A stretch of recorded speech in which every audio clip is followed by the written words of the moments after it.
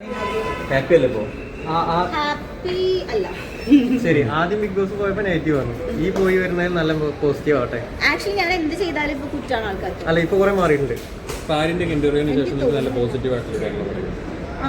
അതെ അതാ ഞാൻ പറഞ്ഞ, അത് ആക്ച്വലി ഒരു ഗെയിം ഷോ ആണ്. പക്ഷെ അവിടെ ഇപ്പം ആൾക്കാർക്ക് അത് പേഴ്സണലായിട്ട് എടുക്കും.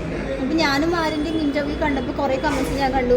ഇപ്പോൾ നിങ്ങൾ അച്ഛനും മക്കളും നമ്മൾ നായിൻ്റെ മക്കളും അങ്ങനത്തെ കുറേ കമന്റ്സ് ഞാൻ കണ്ടു.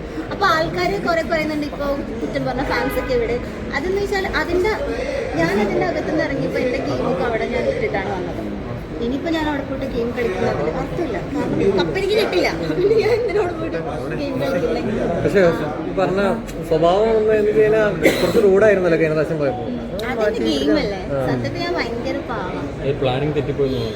എന്റെ കണക്കൂട്ടലിൽ പണ്ടേ റിയൽ ആയിട്ട് അവിടെ നിൽക്കണം എന്നല്ലേ പറഞ്ഞില്ല. പിന്നെ ഈ പറഞ്ഞ പോലെ ആക്ട് ചെയ്തിട്ട് അങ്ങനെ ചെയ്യേണ്ട ആവശ്യം ഉണ്ടായിരുന്നല്ലോ. പാവാണെന്നുണ്ടെങ്കിൽ അതേപോലെ ചെയ്താൽ മതിയായിരുന്നല്ലോ.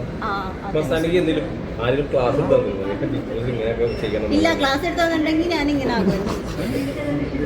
പക്ഷെ എനിക്ക് കുറച്ച് വേണ്ടപ്പെട്ട ആൾക്കാർ പറഞ്ഞിട്ടുണ്ടായിരുന്നു അവിടെ പോയിട്ട് ഈ ഗെയിം കളിക്കണം. അതാ ഞാൻ പറഞ്ഞ, എനിക്ക് പറഞ്ഞു തന്നതിന്റെ ഓപ്പോസിറ്റാണ് ഞാൻ അവിടെ ചെയ്തത്. അടിപൊളി മസ്താനയുടെ വേണ്ടപ്പെട്ട കുറച്ച് കൂട്ടുകാരൊക്കെ ഇപ്പോഴും മസ്താനയുടെ കൂടെ ഇല്ല. കർമ്മ പരിപാടി കാര്യങ്ങളൊക്കെ പോസ്റ്റ് ചെയ്തിരുന്നു. അതിന്റെ ഒരു രഹസ്യം എന്താ? അല്ല, ഒരാളെ പറ്റിയിട്ട് അല്ല, അതാ ഞാൻ പറഞ്ഞത്. നമ്മളിപ്പോ ലൈഫിൽ ഇപ്പൊ 5 വർഷത്തെ ഫ്രണ്ട്ഷിപ്പാണ്, 7 വർഷത്തെ ഫ്രണ്ട്ഷിപ്പാണ്. നമ്മൾക്കൊരു സിറ്റുവേഷൻ വരുമ്പോഴാണ് ശരിക്കും ആരാണ് നല്ല സുഹൃത്തുക്കൾ കൂടെ ആരുണ്ടാവാന്ന് മനസ്സിലാവും. ഇപ്പൊ ഞങ്ങളിപ്പോ ഇത്ര ആൾക്കാർ സംസാരിക്കും, മസ്താനയുടെ സംസാരിക്കും. മസ്താനയുടെ യഥാർത്ഥ മുഖം ഞങ്ങൾക്ക് കാണാൻ പറ്റി. ഞങ്ങൾക്ക് അത് ബിഗ് ബോസിലാണ് അതിന്റെ മേക്കപ്പ്.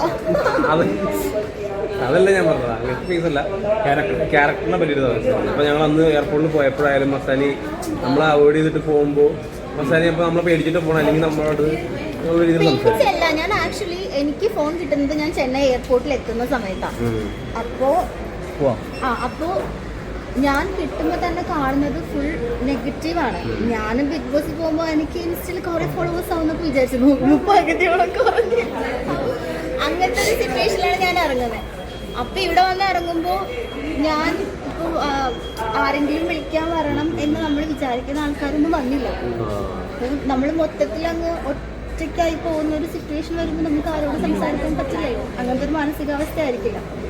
പിന്നെ ഞാൻ കുറെ ടൈം എടുത്തിട്ടാണ് സംസാരിക്കാനുള്ള ഒരു ലെവലിലേക്ക്. അത് കരിയറിനെ ബാധിച്ചെന്ന് തോന്നുന്നുണ്ട് ബിഗ് ബോസിലെ നെഗറ്റീവ്സ് അങ്ങനെ. ഈ ഒരു സമയത്ത് ആക്ച്വലി എന്റെ ചാനലിൽ എനിക്ക് പറ്റി പറയാൻ പറ്റുള്ളൂ. കാരണം അവര് എന്റെ കൂടെ നിൽക്കുന്നുണ്ട്.